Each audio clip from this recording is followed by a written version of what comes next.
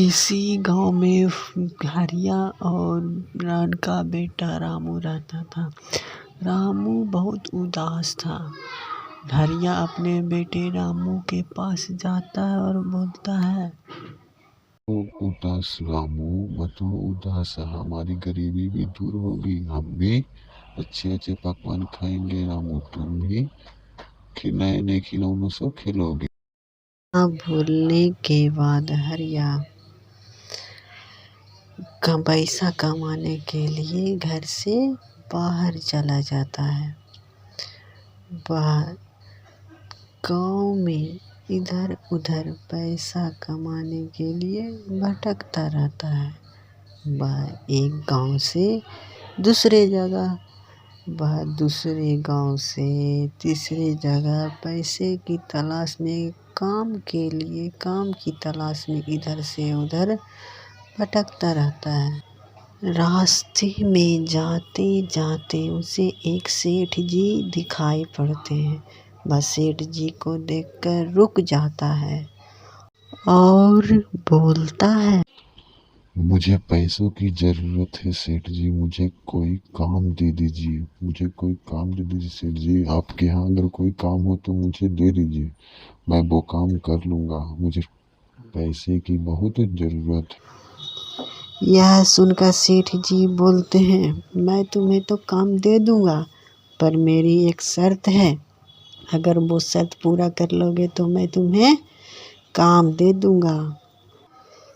इतना बोलने के बाद सेठ जी हरिया को अपने साथ लेकर वो अपने घर की ओर चले जाते हैं और अपने घर पहुंचकर वहाँ हरिया को एक बाघ पिंजरे में दिखाई देता है। जिसे देखकर वो चौंक जाता है और सेठ जी उसे दिखाते हुए बोलते हैं, शर्त यही है कि अगर तुम इस पिंजरे को बिना खोले हुए बाघ को बाहर निकाल दोगे तो तुम्हें काम पे रख लिया जाएगा और तुम्हें साथ में बहुत सारे इनाम भी दिया जाएगा। क्या तुम्हें ये शर्त मंजूर है? यह बात सेठ जी हरिया को समझाते हुए बोलते हैं। सेठ जी की बात सुनकर हरिया बहुत ही चौंका हुआ रहता है। सेठ जी उसे समझाते हुए रहते हैं कि यह बहुत ही जोखिम भरा काम है। अगर यह काम तुम कर लोगे तो तुम्हें इनाम में बहुत सारे रुपए और बकरियां भी दी जाएगी। क्या तुम्हें यह काम मंजूर है? और तुम्हें साथ में मैं अपने घर में तुम्हें काम भी दे दूंगा। सोच लो हरिया। हरिया को सोचने के बाद वह पिंजरे के पास जाता है और पिंजरे को देखने के बाद वह वापस सेठ जी के पास आ जाता है।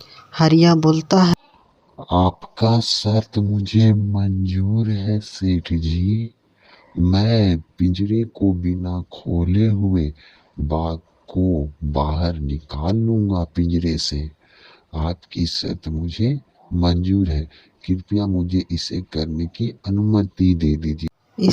इसके बाद हरिया पिंजरे के पास जाकर उसके आसपास आग लगा देता है और वह फिर वापस आकर सेठ जी के पास खड़ा हो जाता है।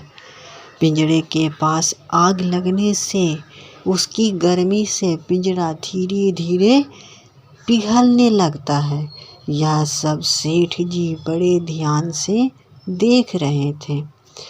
थोड़ी देर में बाघ पिंजरा से बाहर निकल जाता है। इससे सेठ जी बहुत खुश होते हैं और हरिया से हरिया हरिया, तुम बहुत ही बुद्धिमान व्यक्ति हो और बहुत ही साहसी भी हो। तुमने बिना बाघ से डरे हुए तुमने उसको बाहर निकाल दिया, सुरक्षित बाघ को बाहर निकाल दिया। और तुम बुद्धिमानी का परिचय दिए कि तुमने यह भी समझ लिया कि यह जो पिंजरा बना हुआ है यह मोम का बना हुआ है वाह हरिया, तुम बहुत ही बुद्धिमान हो। इससे मैं बहुत ही खुश हुआ। तुम्हारी चतुराई और तुम्हारी साहस देखकर मैं बहुत ही खुश हुआ। वाह हरिया वाह, तुमने सत्य के मुताबिक अपना काम पूरा कर लिया है और मैं इससे बहुत खुश हुआ हूँ। और तुम्हें मैं सत्य के मुताबिक कुछ बकरियाँ और पैसे देता हूँ और तुम्हें अपने यहाँ काम पे भी रखता हूँ। ये सब सुनकर हरिया बहुत ही खुश हुआ। उपहार को लेकर वह अपने बेटे से मिलने चला गया और वहाँ जाकर अपने बेटे से सारी बात बताई। इसके बाद हरिया और उसका बेटा रामू दोनों खुशी से रहने लगे। इसलिए कहा जाता है, बुद्धि और साहस से किया गया काम, कठिन काम भी आसान हो जाता है। Thanks for watching my videos. तरह का वीडियो को देखने के लिए हमारे वीडियो को लाइक और हमारे चैनल @मोटुआ क्रिएटर को सब्सक्राइब जरूर कर लें। Thank you.